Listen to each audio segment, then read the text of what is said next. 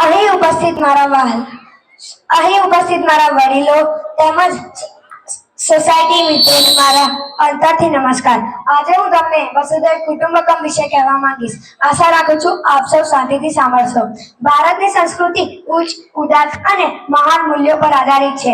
વેદમાં નિરૂપેલી ઓમ સહના ભવતુ સહનો ભુનક્તુ ની પ્રાર્થનામાં વ્યક્તિ વચ્ચે એકતાનો સૂર પ્રગટ થયો છે।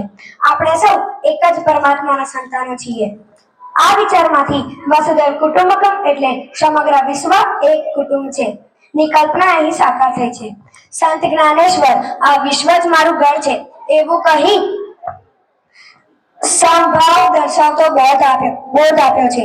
જ્ઞાનેશ્વરી જે મહાન ગ્રંથ સંત જ્ઞાનેશ્વર પરમાત્મા પાસે આ વિશ્વ જ મારું કુટુંબ છે એવું વિશ્વ બંધુત્વની વરદાન માંગ્યું છે। વિશ્વ બંધુત્વનું મૂળ ભારત દેશ તેમજ પ્રાચીન ગ્રીક સંસ્કૃતિમાં છે। પ્રાચીન આધુનિક સમયમાં ફ્રેન્ચ રાજ્યક્રાંતિ બંધુત્વની ભાવના જન્મી। પ્રથમ અને દ્વિતીય વિશ્વયુદ્ધ પછી અન્ય પશ્ચિમ દેશોમાં પણ વિશ્વ બંધુત્વની ભાવનાની કલ્પના સર્જાઈ। યુનો અને યુનેસ્કો જેવી વૈશ્વિક સંસ્થાઓના જન્મ પછી તમામ રાષ્ટ્રોમાં એકબીજાને એક જ વિશ્વ બંધુત્વનું કુટુંબ તરીકે જોવાની અને સ્વીકારવાની વૃત્તિ જાગી। પરસ્પર પ્રત્યે પ્રેમભાવ તેમજ સંસ્કૃતિ સાહિત્ય જ્ઞાન વિકાસ આદિને ક્ષેત્રે આદાન પ્રદાન શરૂ થયા। વસુધૈવ કુટુંબકમની ભાવના વિકસાવવા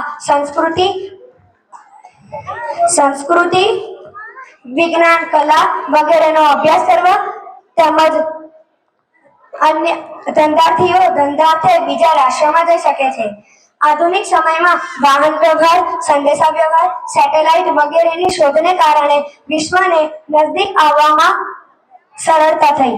internet mobile phone SMS Facebook જેવી ટેકનિકે વિશ્વને એક છત્ર નીચે લાવવામાં મહત્વનો ફાળો આપ્યો છે।